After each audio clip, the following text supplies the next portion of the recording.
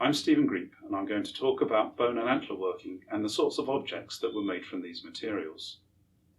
Before the introduction of plastics, objects made from skeletal material, and in particular animal bone and deer antler, were very common. During the pre-Roman Iron Age, a wide range of objects were made, with the principal materials being red deer antler and cheap metatarsals, metacarpals and tibia. A typical range of finds from the Iron Age is shown here from Danebury Hall Fort. During the Iron Age, there is no evidence of well-organised workshop production. Objects were just manufactured from materials at hand as and when they were needed. While objects manufactured from skeletal materials were invariably of low cost, there is evidence during the Iron Age for a small number of finds imported from the Roman world before the invasion of AD 43. With the invasion, however, there was a marked change in both the way that the industry was organised as well as the types of materials used. The only technological change with the Roman invasion was the introduction of the use of the lathe. Whilst the lathe was obviously known in the pre-Roman Iron Age, it was not utilised in bone and object manufacture. The Roman invasion changed all of that, with a range of lathe-turned objects such as this box or cabinet hinge segment. There was also a marked change in the type of animal bone used, with a shift from sheep to cattle being the main focus.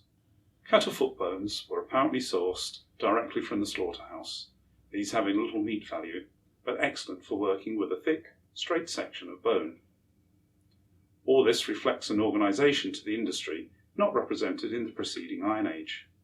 Red deer continued in use, and for some particular forms, but it wasn't the prominent type of material utilised until the 4th century, when there seems to have been an explosion in the amount of red deer antler available, leading to a considerable amount just wasted. In the 1st century, immediately after the conquest, a whole new range of objects appear, against a background of the continuation of Iron Age forms, especially in more rural settings, such as offcuts of red deer antler with saw marks. New forms during the Roman period included a wide range of military equipment, such as this gladius handle. To examine some of the changes closely, we'll look at one major form, the humble hairpin, some 20,000 of which have been recorded from Roman Britain alone. Together with other common forms, such as needles and gaming counters, like these, typically form up to 50% of objects made from skeletal materials on any site. Firstly, how do we know that these function as hairpins? The hairpin or acus is mentioned in classical literature and can be seen in use, for example, in this funerary painting from the Fayum. Hairpins were actually found in this well-known but no less remarkable find of hair from late Roman York, and from positions around the skull in a number of inhumations, such as this one from Colchester. A note of caution must be sounded, however, as position in graves show that sometimes these might also have been used as shroud pins. Here are a group of the most common forms of late Roman hairpins from London. They are very simple and common, and illustrate a basic chronological and typological difference from the earlier Roman forms. The earlier forms have simple pointed heads and tapering stems, and were made to be decorative and stand proud of the hair. The forms in front of me now are later Roman. They are shorter with a swelling stem. The change in hairstyles which prompted this change in hairpin types is reflected, for example, in the coins of the mid-2nd century, as we can see from these illustrations. Manufacturing evidence for hairpins is widespread. However, individual work finds which appear to be from hairpins could also be from needles. Furthermore, the quantities of waste produced from object manufacture is substantial, as these finds from London demonstrate.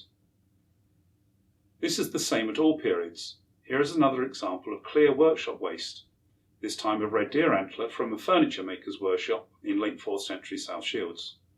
Therefore, isolated pieces of sawn or otherwise worked bone or antler do not necessarily represent workshop deposits, rather than just stray finds. Given that the earlier, longer hairpins were designed to stand out from the hair, it's no surprise that we find evidence of decoration more commonly on these forms.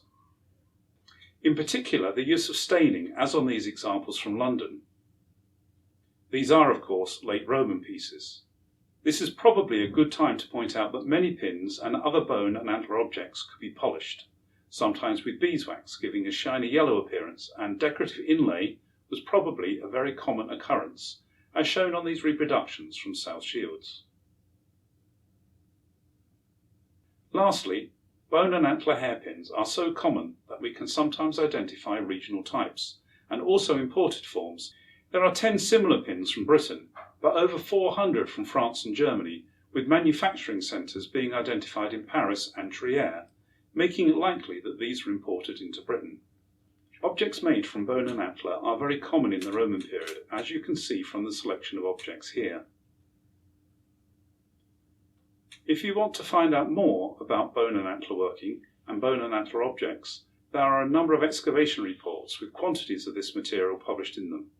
I hope that in this short film we have been able to demonstrate how things changed with the Roman invasion and some of the information which can be found about them.